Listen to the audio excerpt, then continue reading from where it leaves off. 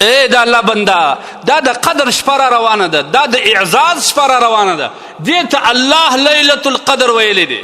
د دې اعزاز وکړه، د دې قدرداني وکړه.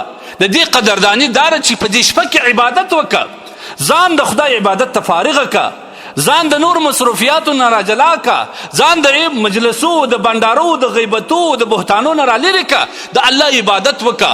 د دې قدرداني په تلاوت باندې وکړه، د دې قدرداني په ذکر اذکار باندې وکړه، د دې قدرداني په دعاو باندې وکړه. بس که نور بغاوت، بس که څومره بغاوت موږ وکړ، څومره سرکشي مې وکړه، څومره د خپل رب نه رالرې سو، څومره د خپل رب نافرماني مې وکړل، څومره د خپل رب په احکاماتو کې مو سستي وکړل، په لمانځه کې موږ سستي کړې ده، په زکاتو کې موږ کړې ده، په نورو عباداتو کې موږ کړې ده. نن په دغه شپه باندې باید خپل رب په خلا کې، په ژړا باندې، په عاجزي باندې، په زارۍ باندې، په خوله کږه باندې، په کږه خوله باندې الله راضي که چې ای الله ما بغاوت کړی دی، ما سرکشي کړی دی، ما ستا نافرماني کړی ده، ستا د حبیب صلی الله علیه وسلم د سنتو خلاف کار مې کړی دی. خدای زه خو پر کومه ولاړ سم، دا د قدر شپه ده. زه نن ستا د دغه قدرداني کوم، کومې شپې ته چې تا قدر وکړی دی، ای الله زه دا په قدرداني تېروم.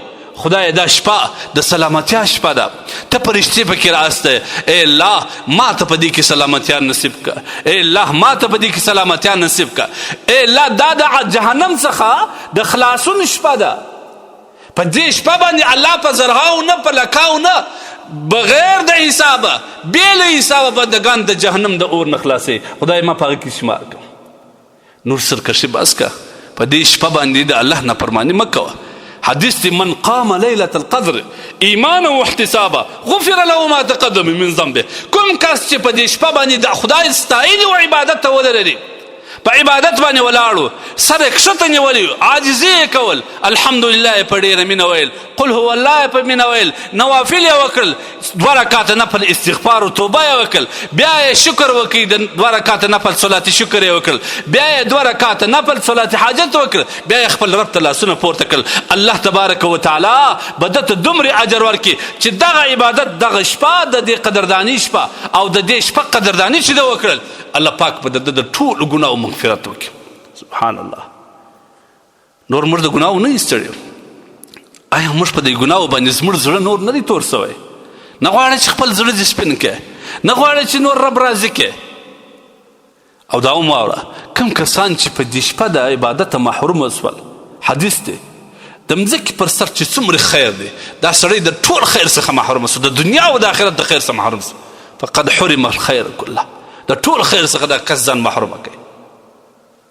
دې کې فرشتې د اسمان مقدس فرشتې راځي، خواست د بندګانو پر خواستو پر دعاو باندې امین وایي.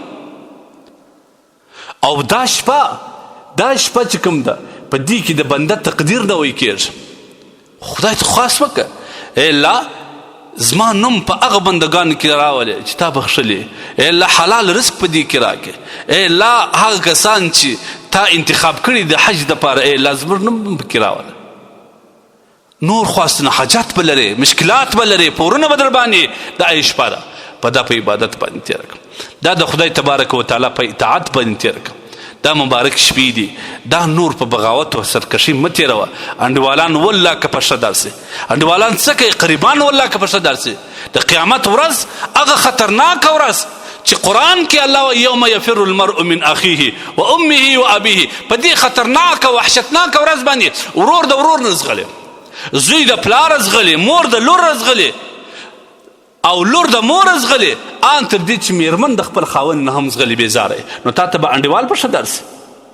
د دې ورځې دپاره، د دې ورځې د نجات دپاره، په دې ورځ کې خوشحالي لاسته راوړلو دپاره د دغه شپو قدرداني ده.